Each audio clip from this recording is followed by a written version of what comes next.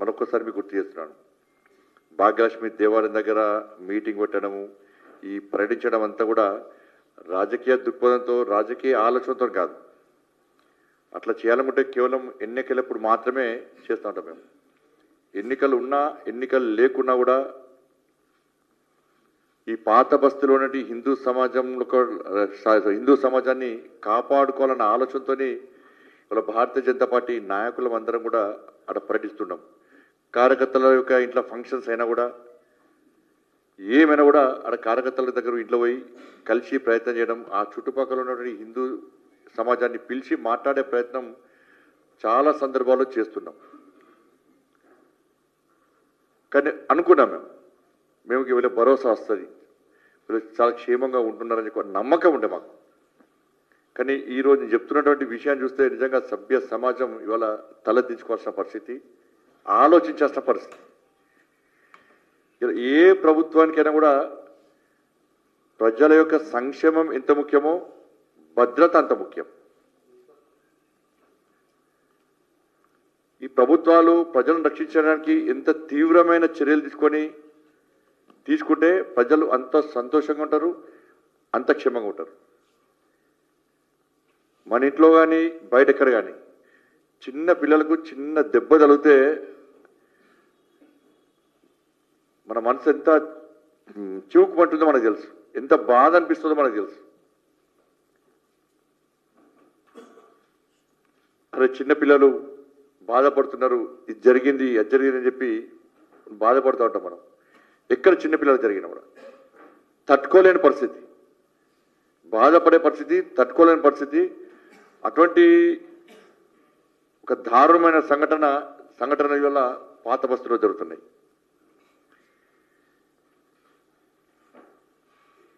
Old సిటీలో చార్మినార్ ప్రాంతంలో minor బాలికలపై జరుగుతున్నటువంటి అరాచకాలకు సంబంధించి ఒక విషయాన్ని ఇవాళ మీ ముందు చూస్తున్నా. నేను పాత బస్తీలో కొన్ని స్కూల్స్ను, ముఖ్యంగా హిందువుల యొక్క స్కూల్స్, హిందూ అమ్మాయిలు ఎక్కువగా చదివే స్కూల్స్ కాలేజ్ టార్గెట్ చేసుకొని ఒక డ్రగ్స్ మూట, ముస్లిం యువకులకు సంబంధించి ఒక డ్రగ్స్ మూట అక్కడ మైనర్ అమ్మాయిలను 14, 15, 16 సంవత్సరాల యొక్క మైనర్ అమ్మాయిలను ట్రాప్ చేసి వాళ్ళ జీవితాలను సర్వనాశనం చేస్తున్నటువంటి దారుణ సంఘటనలు ఇవాళ ఈ చార్మినార్ ప్రాంతంలో జరుగుతున్నాయి. నేను చెప్పేది క్రైమ్ సినిమాలాగా అనిపిస్తుంది, కానీ పచ్చి నిజం. కేరళ ఫైల్స్ సినిమాలో ఎలాంటి దారుణాలు జరిగినాయో ఇవాళ హైదరాబాద్ ఫైల్స్ సినిమా తీసేంత స్థాయిలో ఇవాళ దారుణాలు ఇవాళ చార్మినార్ ప్రాంతంలో జరుగుతున్నాయి. దీనికి అండాదండ ఎంఐఎం పార్టీ స్థానిక డివిజన్ నాయకుల నుంచి ఎంపీల వరకు అక్బరుద్దీన్ ఓవైసీ కానీ, అసదుద్దీన్ ఓవైసీ కానీ, వాళ్ళ శాసనసభ్యులు కానీ, వాళ్ళ నాయకుల యొక్క కనుసన్నల్లో ఇదంతా జరుగుతుంది. వాళ్ళ నాయకత్వంలో జరుగుతుంది, వాళ్ళ స్వీయ రక్షణలో ఇవంతా జరుగుతూ ఉన్నది.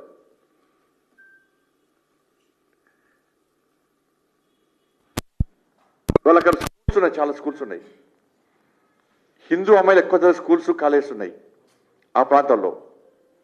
వేరే స్కూల్స్ టార్గెట్ కాదు, ముస్లిం అమ్మాయిలు ఎక్కువగా చదివే స్కూల్స్ టార్గెట్ కాదు. వాళ్ళంతా ప్రశాంతంగా చదువుకుంటున్నారు, వాళ్ళు చదువుకోవాలి, మాకు ఇబ్బంది లేదు అలా. కానీ ఎక్కడైతే హిందువుల యొక్క స్కూల్స్ ఉన్నాయో, హిందూ అమ్మాయిలు ఎక్కువగా ఉన్న స్కూల్స్ కాలేజెస్ ఉన్నాయో వాటిని టార్గెట్ చేస్తున్నారు. టార్గెట్ చేసి వాళ్ళకి ఫస్ట్ ఏం చేస్తారంటే, ఫస్ట్ ఒక అమ్మాయిని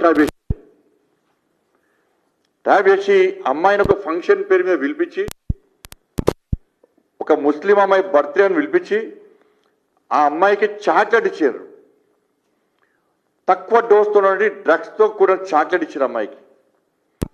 ఇది మెల్లమెల్లగా అమ్మాయికి ఆ డ్రగ్స్ డోసు పెంచి అలవాటు చేసి ఆ అమ్మాయిని దాదాపు 6 రోజుల పాటు ఎత్తుకెళ్ళారు. అమ్మాయిని 6 days 6 days ఎత్తుకపోయి అమ్మాయికి డ్రగ్స్ అలవాటు చేసి ఇంకా తెలిసి ఏం చేస్తారో తెలుసు. 6 days తర్వాత ఆ అమ్మాయిని మళ్ళీ తీసుకొచ్చి పోలీస్ స్టేషన్ దగ్గర వదిలిపెట్టారు. ఎట్లా వదిలిపెట్టారంటే వాళ్ళ పేరెంట్స్ పోయి పోలీస్ కంప్లైంట్ ఇస్తే పోలీసులు పట్టించుకోలే, ఎఫ్ఐఆర్ చేస్తారు. ఎఫ్ఐఆర్ చేశాక 4 days తర్వాత తింపి లాస్ట్కి 4 days తర్వాత వాడంతా వాడుకొని వచ్చి పోలీసు దగ్గర వదిలిపెట్టి పోతాడు. వదిలిపెట్టినాక ఏమవుతుంది, పోలీసు వాళ్ళు ఏం చేస్తారంటే చేస్తే ఒక ఎఫ్ఐఆర్ చేస్తారు, దాని డ్రగ్స్ కేసు పెడతారు, ఫోక్సో కేసు పెడతారు, అన్ని పెడతారు. దానిలో వ్యక్తిని అరెస్ట్ చేయరు. మీ అమ్మాయి మీకు వచ్చింది కదా, అమ్మాయిని ఏం చేయలేదు కదా, మీరు ఏం మాట్లాడకండి. మీరేమన్నా మాట్లాడితే వాళ్ళు వచ్చి మళ్ళీ ఆయన అమ్మాయిని చంపుతారు. ఇది ఎవరు చెప్తారు? ఇది పోలీసు వాళ్ళు చెప్తారు. ఇది స్థానిక కూడా కొంతమంది పోలీసు వాళ్ళు చెప్తారు. ఆ అమ్మాయి పేరెంట్స్ ఏమనుకుంటారు, నిజంగా ఇది వాస్తవమే కావచ్చు, మా అమ్మాయి అయితే మాకు దక్కింది, ప్రాణాలతో దక్కిందని చెప్పి అమ్మాయి వాళ్ళ పేరెంట్స్ వెళ్ళిపోతుంది. ఇది మొదటి సంఘటన జరిగింది. దీని తర్వాత అదే అమ్మాయిని లోపరుచుకొని డ్రగ్స్ ఇచ్చి నగ్నంగా వీడియోలు తీయడము,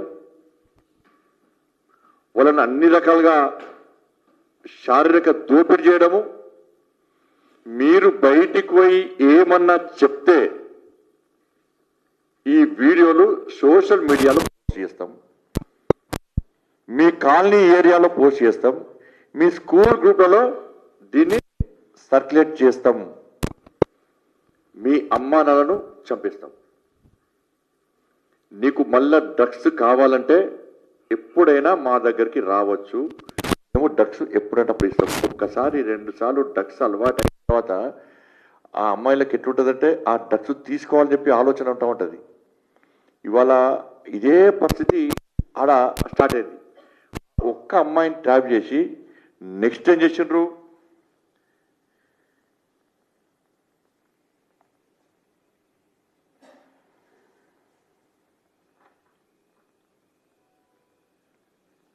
ఇది చార్మినార్లో. ఇక్కడ జరిగేది ఎవరి మీద అంటే ఒక 20 సంవత్సరాల నుంచి 20 సంవత్సరాలు 30 సంవత్సరాల నుంచి పుట్టకూటి కోసం, ఉపాధి కోసం ఇవాళ బెంగాల్ నుంచి చాలా మంది బెంగాల్ వాసులు, బెంగాలీ హిందువులు అందరూ కూడా ఒక ప్రాంతంలో, ఆ పాత బస్తీ ప్రాంతంలో నివాసం ఉంటున్నారు. 20 సంవత్సరాలు కూలీనాలు చేసుకుంటారు, వాళ్ళ సొంత కులవృత్తులు చేసుకుంటారు, కుటుంబ పోషణ కోసం వాళ్ళ తిప్పలు వాళ్ళు పడుతున్నారు. ఆ బెంగాల్కి సంబంధించిన హిందూ అమ్మాయిల విషయంలో నేను మీ అందరికీ చెప్తున్నాను, బెంగాల్కి సంబంధించిన హిందూ అమ్మాయిల విషయంలో ఈ దారుణ సంఘటనలు జరుగుతున్నాయి. ముఖ్యంగా ఆదిల్ అలియాస్ అజీజ్, ఆదిల్ అలియాస్ అజీజ్ వీడు ఈ పాల్తీగాడు ఒక్క కేసు కాదు, వీడు గ్యాంగ్ లీడర్. వీటితో పాటు పెద్ద డ్రగ్స్ గ్యాంగ్, ఇది పెద్ద రాకెట్. ఇది డ్రగ్స్ గ్యాంగు, ఇది పెద్ద రాకెట్. ఇది వీని గ్యాంగ్లా దాదాపు 30-40 మంది కంటే ఎక్కువ మంది వీని గ్యాంగులో ఉంటారు. వీళ్ళంతా కూడా ముస్లిం యువకులు. వీళ్ళందరూ కూడా మీకు ఎగ్జాంపుల్ చెప్తా. 26th రోజు 26/10 వెస్ట్ బెంగాల్ సంబంధించి అమ్మాయిలు 26/10/2025 రోజున రాత్రి పేరెంట్స్ పడుకున్నారు. వీళ్ళ పేరెంట్స్, అమ్మాయిల పేరెంట్స్, వీళ్ళు ఇద్దరు కూడా, వీళ్ళ అమ్మాయి వీళ్ళందరూ పడుకున్నారు. తెల్లారి లేసరికి వీళ్ళ అమ్మాయి లేదు, మైనర్ అమ్మాయి. వెంటనే పోయి పోలీసు ఇచ్చారు. పోలీసు వాళ్ళు పట్టించుకోలే. 2 days తర్వాత అమ్మాయి వచ్చింది. అమ్మాయి వచ్చిన తర్వాత పోలీసులు చెప్పారు, ఎఫ్ఐఆర్ చేశారు, కానీ మళ్ళీ పట్టించుకోలే పోలీసులు. క్లోజ్ చేస్తారా పెండింగ్ పెడతారు. మీ అమ్మాయి వచ్చింది కదా తీసుకుపోని అంటారు. దీని తర్వాత మళ్ళీ ఏమైంది,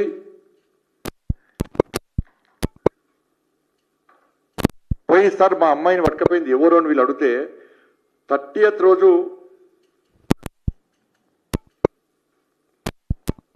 ఆ అమ్మాయిని వదిలిపెట్టారు. వదిలిపెట్టిన తర్వాత సెకండ్ టైం మళ్ళా ఈ అమ్మాయి మళ్ళా పోయింది. డ్రగ్స్కి అలవాటు అయిపోయింది. ఇక ఈ అమ్మాయి మళ్ళా అమ్మాయిని తీసుకుపోయారు వాళ్ళు తీసుకుపోయిన తర్వాత పోలీస్ స్టేషన్ పోతే పట్టించుకోలేదు పోలీసు వాళ్ళు. మళ్ళీ అమ్మాయి వస్తుంది కదా, వచ్చినప్పుడు తీసుకుపోండి. ఇది సమాధానం, అక్కడ కొంత అధికారుల సమాధానం. మొన్న పోయింది కదా, వచ్చింది, మళ్ళీ పోయింది కదా, మళ్ళీ వస్తుంది. ఎవరు చంపరు, ప్రాణాలతో వస్తే సరిపోతుంది కదా మీకు. ఇది లోకల్ కానిస్టేబుల్తో పాటు పోలీసు వాళ్ళు ఇచ్చే సమాధానం. అక్కడ అమ్మాయి రాలే. లాస్ట్కు చూసిన తర్వాత మా అక్కడ గోషామహల్ జిల్లా అధ్యక్షుడు ఉమా మహేందర్ గారి దగ్గరికి వాళ్ళు పేరెంట్స్ పోయిన తర్వాత పోలీస్ స్టేషన్ నుండి ఉమా మహేందర్ గారు పోతే ఎఫ్ఐఆర్ చేస్తలేడు. లాస్ట్కు ఎఫ్ఐఆర్ చేస్తారా చేయరా అని ప్రశ్నించక ఎఫ్ఐఆర్ చేసిన తర్వాత పట్టుకొస్తలేరు. నాకు ఫోన్ చేసిన తర్వాత నేను మా లీగల్ సెల్ ఆంతోన్ రెడ్డి గారికి ఫోన్ చేసి దీని మీద నేను ఢిల్లీలో ఉన్నా, మణిపూర్లో ఉన్నా, దీని మీద సీరియస్ చూడండి అని చెప్పిన తర్వాత ఏబిఎస్ కార్పస్ పిటిషన్ చేస్తామని మా అడ్వకేట్స్ చెప్పిన తర్వాత అప్పుడు ఎంత ఘోరమైన విషయం అంటే లోకల్ ఉన్న ఆ ఎస్ఐ ఏం చేసి తెలుసా, ఎవరు పట్టుకపోయినారు అంటే మళ్ళా వాడే ఆదిల్ సార్.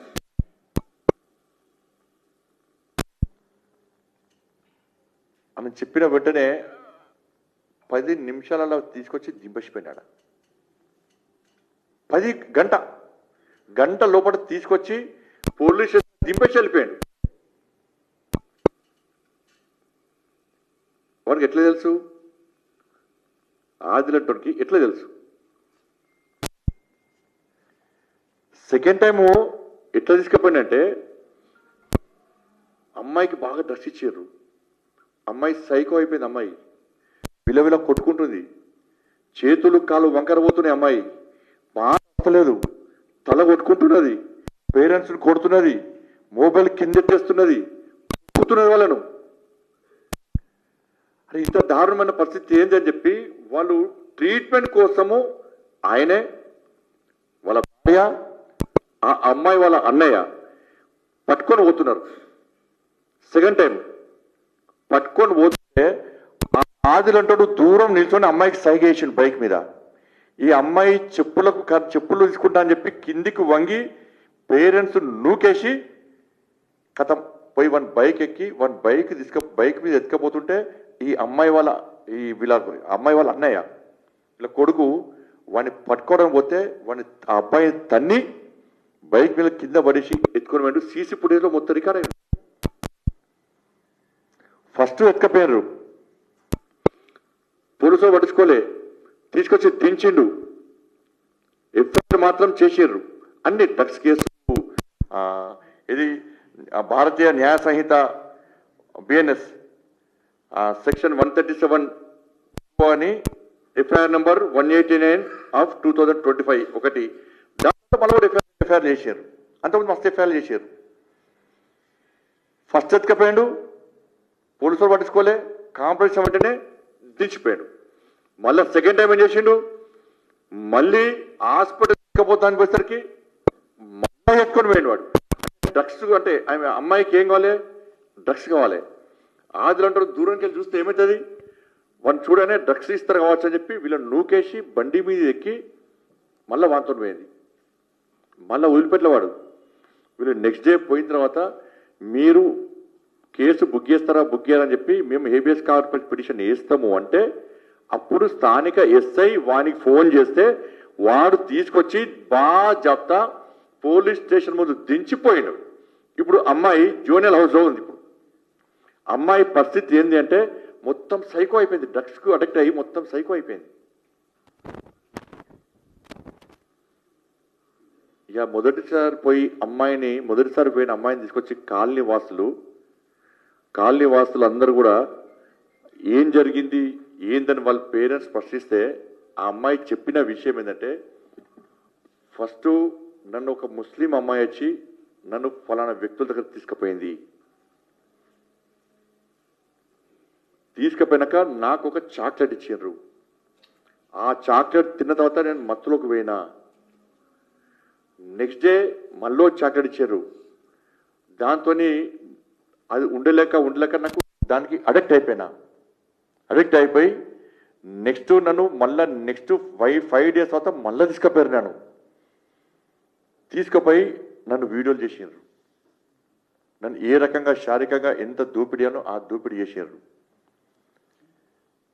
దోపిడీ చేసి నువ్వు బయట పోయి చెప్తే నీ వీడియోలు బయటికి సర్క్యులేట్ చేస్తాము, మీ అమ్మా నాన్నను చంపేస్తాము, మీరు లోకల్ కాదు, మిమ్మల్ని ఎవ్వడు కాపాడలేడు, పోలీస్ అంతా మా వాళ్ళే, ఇక్కడ మేం చెప్పిందే నడుస్తుంది చెప్పి వదిలిపెట్టాక అమ్మాయి డ్రగ్స్కి అడిక్ట్ అయ్యి రెగ్యులర్గా పోవడం స్టార్ట్ చేసింది.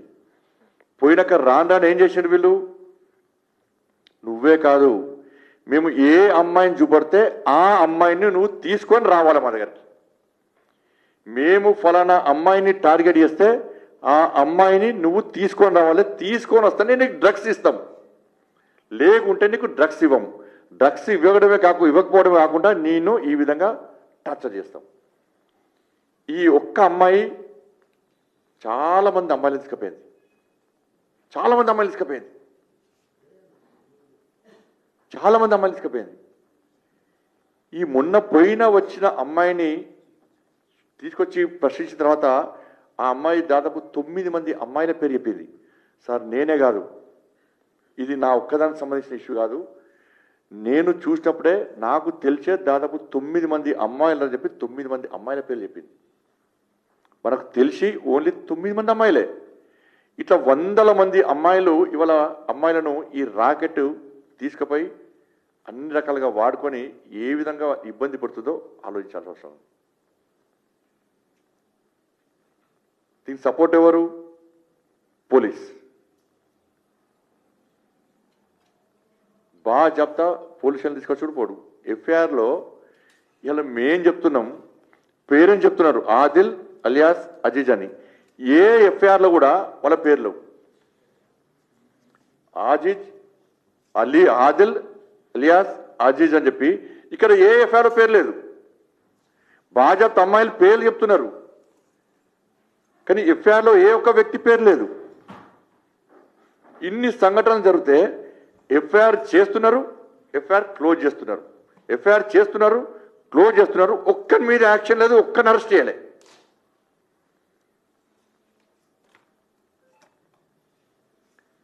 ఒక పోలీస్ అధికారి అంటాడు ఇది కామన్, నీ ఇంట్లో నీ బిడ్డకో నీ చెల్లెకో అయితే కామన్ అనుకుంటావు నువ్వు, నీ ఇంట్లో నీ బిడ్డకో నీ చెల్లెకో అయితే నీ కామన్ అనుకుంటావు, నీ ఇంట్లో నీ భార్య పిల్లలందరూ క్షేమంగా ఉండాలి, బాగుండాలి, ఉండాల్సిందే. కానీ పరాయి అమ్మాయిలు మాత్రం పోవాలి. ఇది మీ ప్రవర్తన, మీ పాలసీ ఇది. దీనికి కారణం ఎవరు? వీళ్ళు పోయిన వెంటనే ఒక్కరిని పట్టుకొస్తారు, పట్టుకురాగానే ఎంఐఎం పార్టీకి సంబంధించిన ఎమ్మెల్యే ఫోన్ చేస్తాడు, ఎంఐఎం పార్టీ కార్పొరేటర్ ఎవడో వస్తాడు, వాళ్ళని తీసుకొని వీళ్ళ ముందే తీసుకొని పోతాడు. వీళ్ళని మాత్రం పోలీసులను కూర్చోండి కౌన్సిలింగ్ చేస్తారు. ఏమని కౌన్సిలింగ్ చేస్తారంటే మీ అమ్మాయి మీకు వచ్చింది కదా, మీరు కంట్రోల్ చేసుకోండి, ఇది నీతి సూత్రాలు చెప్తారు వాళ్ళు పోలీస్.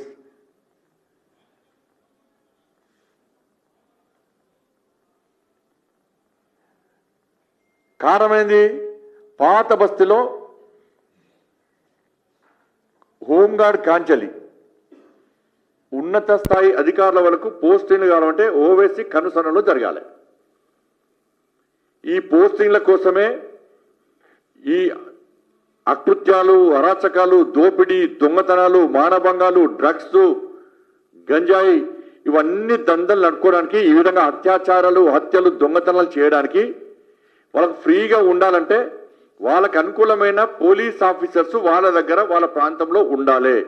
కాబట్టి అటువంటి లిస్టు తయారు చేసి ఇవాళ ప్రభుత్వం మీద ఒత్తిడి తీసుకొచ్చి ఏ పార్టీ అధికారం ఉంటే ఆ పార్టీ కొమ్ముగాసి వాళ్ళను అధికారులు ముఖ్యమంత్రులను కూడా బ్లాక్మెయిల్ చేసి అవసరం లేదు, వాళ్ళని సంకనకరానికి వీళ్ళు ఉన్నారు.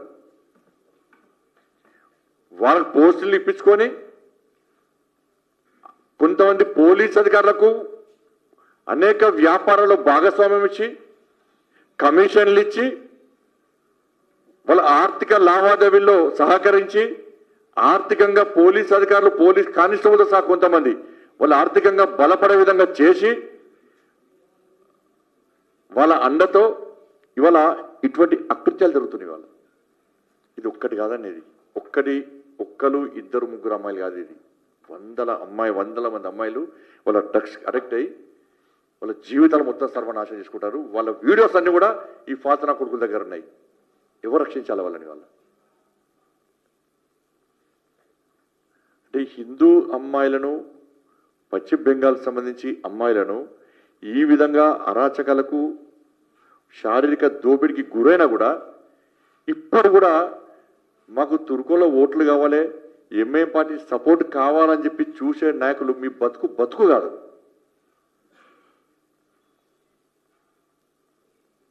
ఆ బతుకోది అవసరం లేదు మీకైతే. రాజకీయాలు ఉంటాయి.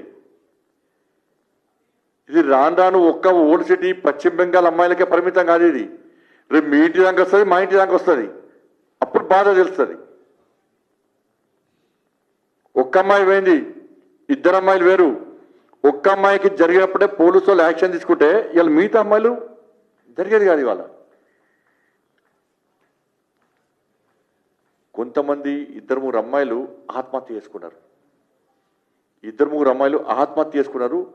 ఇవాళ నేను చాలా మందితో మా ఉమామహేందర్ మాట్లాడితే, సార్ ప్లీజ్ సార్ వదిలిపెట్టండి సార్, మేము బయటికి రాలేము సార్, మా అమ్మాయికి జరిగింది వాస్తవమే, మేము బయటికి వస్తే మా రాష్ట్రం ఇది కాదు, మా ప్రాంతం ఇది కాదు, ఇలా బతకడానికి వచ్చినాం, వాళ్ళు వచ్చి చంపేస్తారు సార్, పోలీసు వాళ్ళ దగ్గర వస్తే పోలీసు వాళ్ళు వాళ్ళకే సపోర్ట్ చేస్తుంది సార్, మా బతకనేది సార్, మా అమ్మాయి జీవితం ఎట్లా ఖరాబ్ అయింది, మాకు ఇంకో అమ్మాయి ఉంది, ఆ అమ్మాయి జీవితం ఎట్లా సార్? ఇది ఆవేదనగా బాధగా అక్కడ ఉన్నటువంటి ఆ పశ్చిమ బెంగాల్ సంబంధించిన కుటుంబ సభ్యులు చెప్తున్నటువంటి విషయం ఇది. ఇవాళ జువెనైల్ హౌస్లో అమ్మాయి పరిస్థితి ఏంది అంటే కొట్టుకుంటుంది అమ్మాయి. ఇంట్లో పోతే పేరెంట్స్ కురుకుతుంది, అట్లా ఇంట్లో టీవీలో అలగొడుతుంది. మనకు తెలిసింది ఒక్క అమ్మాయి గురించే తెలుసు, ఒక్క అమ్మాయి ఏం చేస్తుందో తెలుసు, ఇద్దరు అమ్మాయిలు ఏం చేస్తుందో తెలుసు. ఇట్లా అమ్మాయి 9 మంది పేర్లు అమ్మాయి చెప్పిందంటే ఈ ఒక్క అమ్మాయికి 9 మంది పేర్లు తెలుసు అంటే ఇంకా ఎంతమంది అమ్మాయిలు ఉన్నారు? మోడీ గారేమో నషా ముక్త్ భారత్ చేయాలని చెప్పి మోడీ గారు చూస్తున్నారు. కానీ తెలంగాణలో రాష్ట్ర ముఖ్యమంత్రి ఏం చేస్తున్నాడంటే నషా యుక్త్ తెలంగాణ చేయడానికి ప్రయత్నం చేస్తున్నాడు.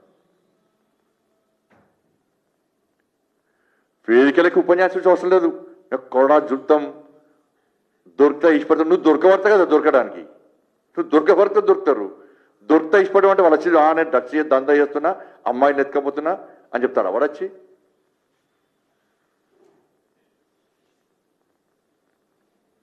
ఇది వందల మంది అమ్మాయిల జీవితాలు సర్వనాశనమైనాయాడా? ఇది మామూలు విషయం కాదు. వాళ్ళు చెప్తుంటే ఏడుస్తుంటే వాళ్ళు నేను వచ్చి నాకు వాళ్ళ పొద్దున వచ్చి నాకు చెప్తుంటే బాధ అనిపించింది. వాళ్ళ మీద కూడా ఏడుస్తున్నారు. కొన్ని కుటుంబాలు ఇక్కడి తిరిగి వెళ్ళిపోయినాయి వాపస్, మళ్ళీ తిరిగి పశ్చిమ బెంగాల్కి మళ్ళీ వెళ్ళిపోయినాయి కుటుంబాలు ఈ బాధ తట్టుకోలేక. ఒక్క కుటుంబంలో అక్కను పట్టుకపోయి అక్కని డ్రాబేసి నెక్స్ట్ చిల్లం పట్టుకపోడు. ఒక్క అమ్మాయిని డ్రాబేసి మొత్తం వీళ్ళందరినీ పట్టుకపోయి ఇలా వాళ్ళను శారీరకంగా ఎట్లా చేసినంటే ఇది మామూలుగా ఇది చెప్పలేము కూడా. వాళ్ళు చెప్పిన విషయాలన్నీ కూడా బయటికి చెప్పలేము కూడా. కాబట్టి దీని మీద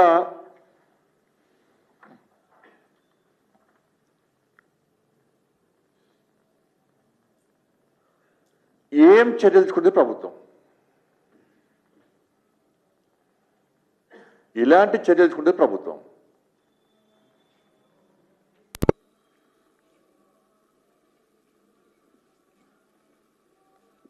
నేను 1-2 సంఘటనలు మాత్రమే మీకు చెప్పిన, 1-2 సంఘటనలు మాత్రమే. వందల సంఘటనలు నేవి. మీరు ఆ బెంగాల్ పరిసర ప్రాంతాల్లో పోయి ఒక్కొక్కరు పోయి తెలియకుండా పోయి ఒక కుటుంబాన్ని గదిలిస్తే వాళ్ళు మీద కూడా ఏడుస్తారు. మా పిల్ల జీవితం ఖరాబ్ అయింది కానీ బయటికి చెప్పుకోలేము. ఇద్దరు పేరెంట్స్ కూడా ఆత్మహత్య చేసుకునే ప్రయత్నం చేశారు. ఇద్దరు పేరెంట్స్. కానీ 2-3 సంవత్సరాల నుంచి నాకు తెలిసి వాళ్ళు చెప్పిన దాని ప్రకారం ఒక 3-4 సంవత్సరాల నుంచి నడుస్తుంది. ఇంతవరకు ఏ ఒక్క వ్యక్తిని అరెస్ట్ చేసి ఏ ఒక్క వ్యక్తి మీద చర్యలు తీసుకున్న దాఖలాలు లేవు. సపోర్ట్ చేసే వ్యక్తులకు ఇంగిత జ్ఞానం ఉండాలి.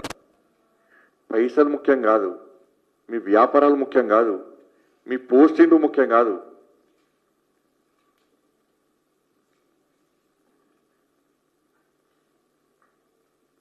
కాబట్టి దీని మీద ఎందుకంటే హైదరాబాద్లో చాలా మంచి పోలీస్ ఆఫీసర్స్ ఉన్నారు. ఇంతకుముందు అనేక క్రిమినల్స్ విషయంలో చాలా ధైర్యంగా వాళ్ళను అన్ని అనగదొక్కినటువంటి పోలీస్ ఆఫీసర్స్ ఉన్నారు. నేను రాష్ట్ర ముఖ్యమంత్రి గారికి చెప్తున్నాను, మీరు ఒక మంచి టీంను వేయండి. దీని మీద నిజాయితీ గల నిబద్ధతతో పనిచేసే ఒక అధికారులను టాస్క్ ఫోర్స్ లాంటి ఒక టీంను వేయండి. దానిలో ఈ మతానికి సంబంధించిన పెట్టాలి. దీన్ని మతం కోణంతో చూడొద్దు. ఇది అమ్మాయిల భవిష్యత్తుకు సంబంధించి, ముఖ్యంగా పశ్చిమ బెంగాల్ సంబంధించి అమ్మాయిలకు సంబంధించి, పశ్చిమ బెంగాల్లోని హిందూ అమ్మాయిలకు సంబంధించి అక్కడ మమతా బెనర్జీ అక్కడ గదే చేస్తున్నది. అక్కడ హిందూ అమ్మాయిలకు రక్షణ లేదు, హిందూ యువకులకు రక్షణ లేదు. పశ్చిమ బెంగాల్లో అక్కడ బంగ్లాదేశ్ వచ్చిన ముస్లింస్ అక్కడ హిందూ అమ్మాయిలను, హిందూ యువకులను, హిందూ యువతను కూడా అరాచకాలకు గురి చేస్తున్నారు, హత్యలు చేస్తున్నారు. ఇక్కడ ఈ కాంగ్రెస్ పార్టీ ప్రభుత్వంలో కూడా బెంగాల్ నుంచి వలస వచ్చినటువంటి ఆ హిందూ అమ్మాయిలకు కూడా ఇక్కడో రక్షణ లేదు.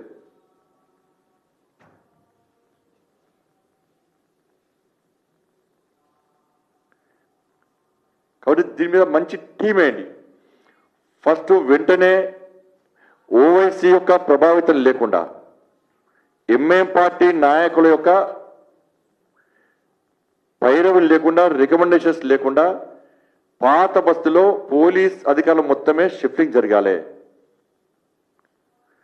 బదిలీలు చేయండి, యుద్ధ ప్రాతిపదికన జరగనియండి. ఇది ఎవరి ఒత్తిడికి రాష్ట్ర ప్రభుత్వం లోను కావద్దు. రాష్ట్ర ముఖ్యమంత్రి స్వయాన హోంమంత్రి ఓవైసీ లెటర్ రాస్తే, ఓవైసీ ఫోన్ చేస్తే మీరు ఆయనకే కొమ్ము కాస్తారంటే ఇక మిమ్మల్ని సమాజం, హిందూ సమాజం క్షమించదు. మేము పాత బస్తీనే కొత్త బస్తీ చేద్దామనుకుంటే పూర్తిగా కాంగ్రెస్ పార్టీ ప్రభుత్వం వచ్చినా, గతంలో బీఆర్ఎస్ పార్టీ ప్రభుత్వం కూడా పూర్తి భాగ్యనగరాన్ని, సికింద్రాబాద్తో సహా మొత్తం పూర్తి భాగ్యనగరాన్ని పాత బస్తీ చేయాలనుకుంటున్నారు. వాళ్ళకి కావాల్సింది ఓట్లు, వాళ్ళకి కావాల్సింది అధికారం, వాళ్ళకి కావాల్సింది పైసలు, వాళ్ళకి కావాల్సింది ప్రభుత్వం బాగుండాలి, వాళ్ళ సహకారంతో ప్రభుత్వం ఏర్పడాలి. మనకు కూడా పిల్లలు ఉంటారు, మన ఇంట్లో చిన్న పిల్లలు అంత మైనర్ అమ్మాయిలే, అందరు 16 సంవత్సరాల లోపు అమ్మాయిలు అందరూ కూడా.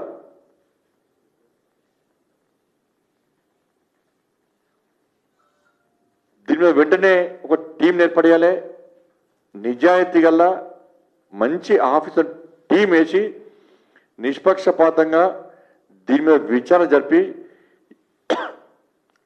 ఈ రాకెట్ ఎవరు నడుపుతున్నాడు, ఎంతమంది దీనిలో సభ్యులు, దీనికి ఎవరు సపోర్ట్ చేస్తున్నారు, తెర వెనుక ఎవరున్నారు, దీనికి సపోర్ట్ చేసి ఇన్ని రోజులు పట్టించుకోకుండా ఆ ఫాల్తుగాళ్లకు సపోర్ట్ చేసిన పోలీస్ అధికారులు ఎవరు, కానిస్టేబుల్తో సహా అందరూ, వాళ్ళందరి మీద క్రిమినల్ కేసులు పెట్టి వాళ్ళని వెంటనే సస్పెండ్ చేసి అరెస్ట్ చేస్తే తప్ప ఈ సమస్యకు పరిష్కారం దొరకదు. ఇది మాకెందుకులే,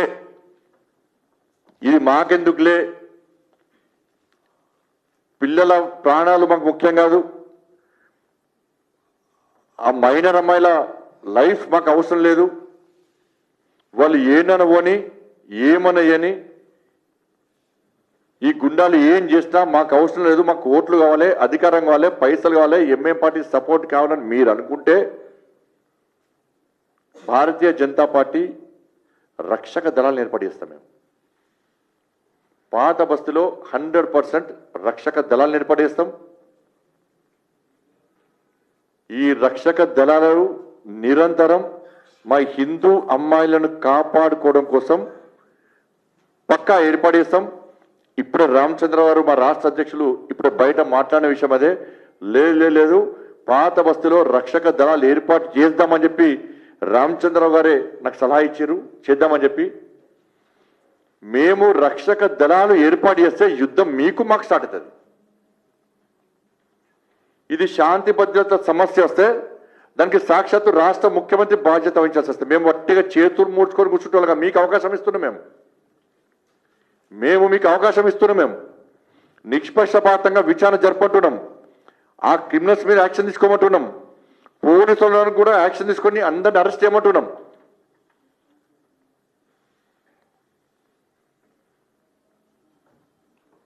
మీరు కనుక చేయకుంటే గోరక్షకు సంబంధించి ఏ విధంగా దళాలు హిందూ వాహిని బజరంగ దళాలు వాళ్ళు హిందూ ధర్మ రక్షణ కోసం పనిచేస్తున్నారో పాత బస్తీతో సహా ఈ భాగ్యనగర్లో రక్షక దళాలు మేము ఏర్పాటు చేస్తే మేము కూడా డ్రెస్ లేని పోలీసుగా మేము బాధ్యతను నిర్వహించు స్టార్ట్ చేస్తే అది శాంతి భద్రత సమస్యగా ఉత్పన్నమైతే దానికి రాష్ట్ర ముఖ్యమంత్రి బాధ్యత వహించాల్సి వస్తుంది.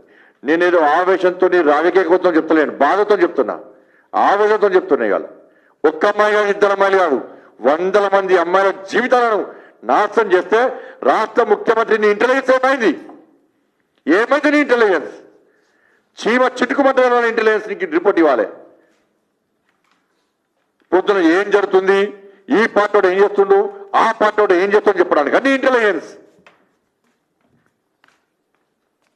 మీ కాంగ్రెస్ పార్టీ నాయకుల ఆస్తిపాస్తులు సంపాదించుకోవాలి కానీ ఇంటెలిజెన్స్.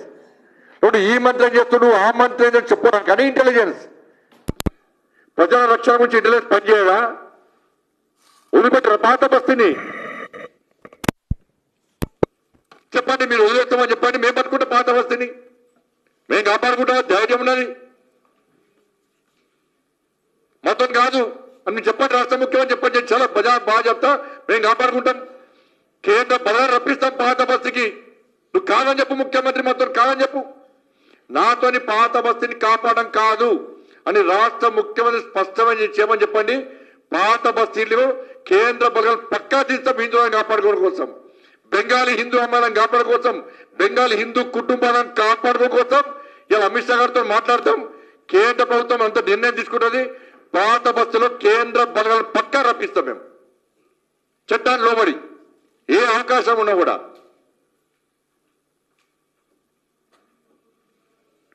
ఇంత జరుగుతుంటే ఇంటెలిజెన్స్ ఫెయిల్ అయిపోయింది తెలంగాణ రాష్ట్రంలో.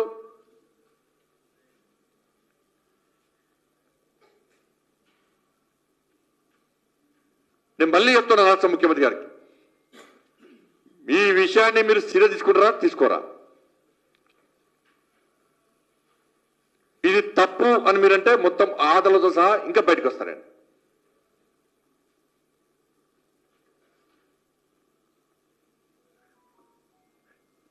నేను మళ్ళీ చెప్తున్నా, మీరు వెంటనే స్పందించకుంటే ఇదే పాత బస్తీలో ప్రభుత్వానికి వ్యతిరేకంగా, ప్రభుత్వం యొక్క మైనార్టీ సంతుష్టీకరణ విధానాలకు వ్యతిరేకంగా పాత బస్తీలో వేల మంది హిందూ యువకులతో రక్షక దళాలు ఏర్పాటు చేసి భారీ ప్రదర్శన పాత బస్తీలో పక్కా చేస్తాం. ఇది దేనికోసం అంటే భారతీయ జనతా పార్టీ బ్యానర్ మీద కాదు,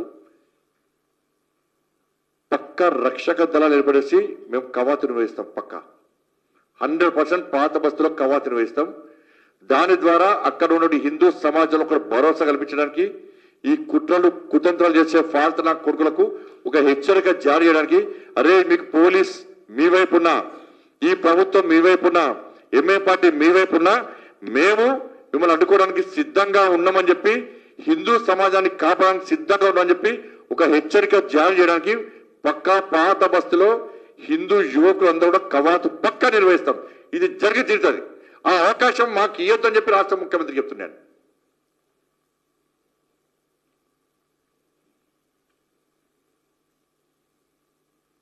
ఇది మామూలు సంఘటన కాదన్న. ఇది 2 days నుంచి వాళ్ళ బాధలు ఇని నాకు అసలు మైండ్ పనిచేస్తలేదు. అంత ఘోరమైన సంఘటన. వాళ్ళు చెప్పిన విషయాలు రాత్రి పడుకున్నా గుర్తొస్తున్నాయి,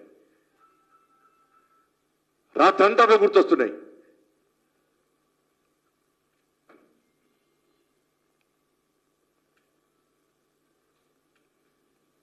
దీన్ని పట్టుకొని ఇదంతా కాదు అని చెప్పి, ఏం చెప్పొద్దు అని చెప్పి తల్లిదండ్రులను ఇబ్బంది పెట్టే ప్రయత్నం చేస్తే నేను వెంటనే పోతా. ఆ బెంగాల్ బస్సులో మొత్తం తిరుగుతాను. నేను పాత బస్సులో తిరుగుడు స్టార్ట్ చేస్తే ఏం జరిగినా కూడా దానికి రాష్ట్ర ప్రభుత్వం బాధ్యత వహించాల్సి వస్తుంది. మీరు చేయమంటున్నాం, మీరు చేయకుండా చేతులు ముట్టుకొని కూర్చుంటామేంది? మా హిందూ సమాజాన్ని రక్షించుకోవాలి, హిందువులను రక్షించుకోవాలి, హిందూ అమలను కాపాడుకోవాలి. మా బాధ్యత అది.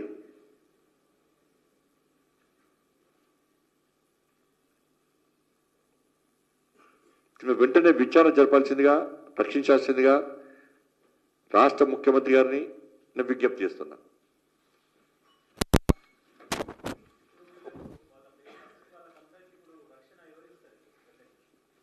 ఇవ్వాలంటున్నా నేను. వాళ్ళు ఇవ్వకుండా మేము ఇస్తాం.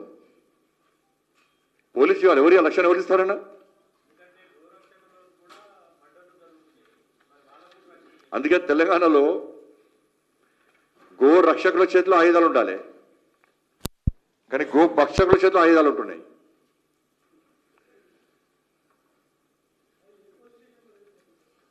చార్మినార్ ఏరియాలో అంటే ఏరియా పేరు అయిపోతుంది. మళ్ళీ మిగతా మీడియా మిత్రులు కూడా రిక్వెస్ట్ చేస్తున్నాను ఏంటంటే, ఆ కాలేజీల పేర్లు కానీ అమ్మాయిల పేర్లు కానీ దయచేసి వాళ్ళు చూపెట్టే ప్రయత్నం చేయకండి. అది వాళ్ళ జీవితాలకు సంబంధించిన విషయం కాబట్టి, బదనామితం కాబట్టి చెప్పలేకపోతే మీరు కూడా ఇవ్వట్లేదు, నేను కూడా చెప్పద్దు.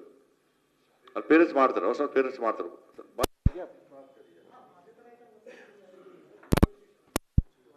ఆ చార్మినార్ ఏరియా పరిస్థితి అంటే ఆ బస్తా ఉంటాయి కదా, చూస్తాం డెడ్ లైన్ చూస్తామయ్యో, చూస్తాం. ఒకసారి మళ్ళీ ఒకసారి రామచంద్రతో మాట్లాడి దీన్ని వదిలిపెట్టే ప్రసక్తి లేదు. దీన్ని నేను ఫాలోఅప్ చేస్తూనే ఉంటుంది. దీన్ని నిరంతరం నేను ఫాలోఅప్ చేస్తూనే ఉంటా. పోలీస్ అధికారులతో మాడతా, అందరితో మాడతా, నిరంతరం ఫాలోఅప్ చేస్తుంటా. మేము సహనంగా ఉన్నాం. ఆ సహనాన్ని పిరికితనంగా భావించొద్దని మాత్రం చెప్తున్నాను. నేను తప్పకుండా అందరితో మాడతా, డీజీ గారితో మాడతా, సిపి గారితో మాడతా. నేను మళ్ళీ చెప్తున్నా, అక్కడున్న పోలీస్ అధికారులు చెప్తున్నా, మీరు పోయి అక్కడ మళ్ళీ వీళ్ళని బెదిరించే ప్రయత్నం చేస్తే నీ పోలీసుని నేనే వేస్తా. నీ స్టేషన్లకు వచ్చి నీ చైర్ ముందు నేనే కూర్చుంటా. ఆడికే డీజీపీ గారు రావాలి, ఆడికే సిపి గారు కూడా రావాలి. నీ ఓవేసి వస్తే నీ ఓవేసి రమ్మని మన అయ్యం కూడా రమ్మంటామంటే ఆడికి వచ్చి కూర్చుంటా. నేను అన్ని దీనిలో ఇన్కమ్ పోయేటోడు కాదు. నేను దీనిలో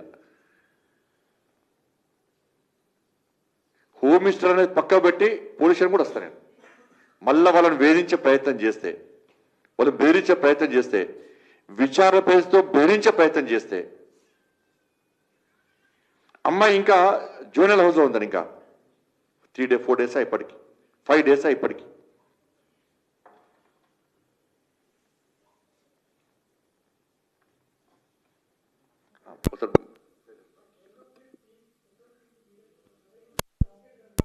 ఇది లా అండ్ ఆర్డర్ అనేది రాష్ట్ర ప్రభుత్వం ఆధీనంలో ఉంటుంది.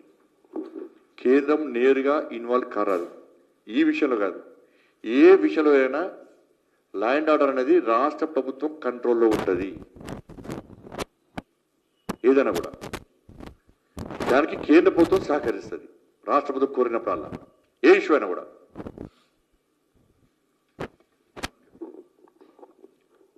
हम लोग यहाँ पे आए इसलिए कि हमारे बच्चे के साथ ऐसा हो रहा। ओल्ड सिटी पे ऐसा ये चल रहा कि कुछ मुस्लिम बच्चे हम हिंदू बच्चियों को लेके जाके ब्रेन वॉश कर रहा, उसको नशा करा रहे, कुछ तो भी नशा करके उसको माइंड में ऐसा डाल दे रहे, मम्मी पापा सब दुश्मन बन जा रहे। तो ये सब ऐसा नहीं होना बोल के सर हम लोग गाँव चले जा रहे थे। तो गाँव से कुछ हमारा लीडर वहाँ पे बीजेपी लीडर फ़ोन करा सर को, फ़ोन करके बोला कुछ देखो, हेल्प करो। तो इसलिए हम सर के पास आया, सर हमारा हेल्प करेंगे बोल के, हमारा बच्चे के साथ हो रहा, दूसरे बच्चे के साथ नहीं होना बोल के ऐसा कर रहे। ऐसा बच्ची को लेके जा रहे, जाके लेके रात भर लेके जा रहे, लेके जाकर सब गांजा उसको भी नाशा करा रहे, ड्रग्स दिला रहे, घर पे छोड़, फिर रात को नेक्स्ट डे घर पे छोड़ के जा रहे। हम लोगों को मालूम ही नहीं पड़ा कहाँ जा रहा, किधर जा रहा। पुलिस में भी कंप्लेन करा, कुछ भी नहीं हो रहा, इशू नहीं हो रहा। तो हम लोग थक गए थे, गाँव चले जा रहे थे। ऐसा कर बार बार ऐसा हम लोगों का बच्चे का ऐसा साथ हो रहा, ऐसा 10-12 बच्चे ऐसा है। तो हम लोग सामने आया, दूसरे बच्चे का फ्रेंड्स नहीं आया। हम लोग क्या करेंगे, गांव चले जा रहे थे, तो वहाँ पे कुछ लीडर्स, हमारा लीडर्स बोले, बीजेपी लीडर्स, तो हम बात करेंगे उधर जा गए तो काम होता। तो इसलिए सर के पास आया, सर हेल्प करेंगे बोल के बोले। ఆయన భయపడి బెంగాల్ వెళ్ళిపోయాడు. వెళ్ళిపోయిన తర్వాత అక్కడ బీజేపీ నాయకుడిని కలిసిన తర్వాత ఆయన నాకు ఫోన్ చేసి ఇట్లా జరుగుతుందని చెప్తే మొన్న ఉమా మీదతో మాట్లాడిన తర్వాత పోలీసులు వెనక అప్పుడు ఈ విషయం బయటపడ్డది. ఆయన వెళ్ళిపోయాడు, భయానికి వెళ్ళిపోయాడు. ఇటు ఉంటే చంపేస్తామని చెప్తే వాళ్ళ బిడ్డను చంపేస్తామంటే బిడ్డను తీసుకొని వెళ్ళిపోయాడు. 1 month అయిపోయి అంతేనా, 1 month అయిపోయి రాత్రి వచ్చింది, నేను సాయంత్రం వచ్చింది. ఆయన ఎందుకంటే ఆ అమ్మాయి ద్వారానే వీళ్ళందరూ తీసుకుపోతున్నారు. నిన్న జరిగినటువంటి సంఘటన వీళ్ళ అమ్మాయి. हमारा बच्ची को हॉस्पिटल लेके जा रहे थे, वो घर से भाग जा रहे बोल के, तो माइंड कुछ खराब है बोल के हम हॉस्पिटल लेके जाने के लिए सोचे। हॉस्पिटल लेके जा रहे थे, एक बच्चा गाड़ी लेके ठहरा, हमारा सामने से उठा के लेके जा रहे थे। तो हम पुलिस कंप्लेंट करे, वो बच्चा को पकड़ लिए। और हमारा बच्ची तो ऐसा रात में चले जाते, 2 दिन 3 दिन बाद आते घर में। वो पता नहीं चल रहा कहाँ से क्या कर रहे नहीं कर रहे, क्या नशा दिला रहे क्या कर रहे। हम लोग बहुत से पुलिस स्टेशन में गए, कंप्लेंट दिए, कोई कुछ नहीं हुआ। तो इसलिए सब कहने आए ज़रा हमारा हेल्प करो बोल के। ये सब हमारा हेल्प कर रहे और तुम्हारा साथ और नहीं हो रहा और नहीं होने देंगे बोल के हमारा बच्ची को सेफ्टी करके रखेंगे बोल के बोले।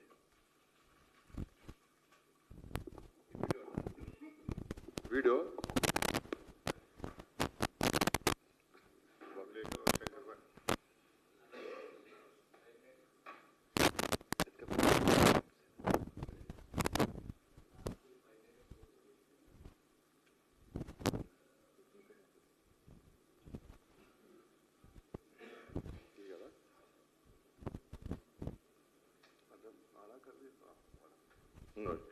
అమ్మాయిని ఎత్తుకుపోయింది.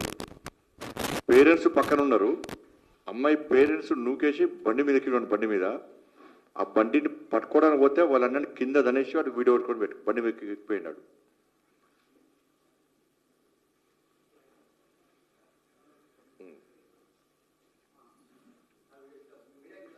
మీడియా పంపిస్తుంది.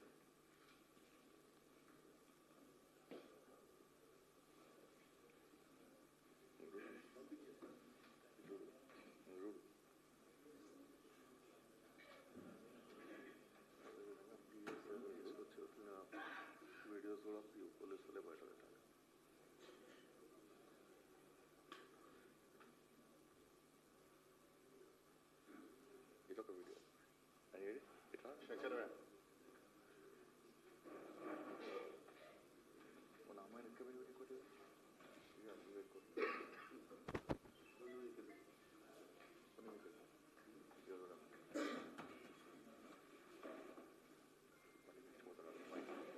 తమ్ముడు అమ్మాయి కాదు, బండి మీద ఎక్కించుకోబోతున్నాడు. కనబడుతుందండి మీకు? మీకు పంపిస్తా.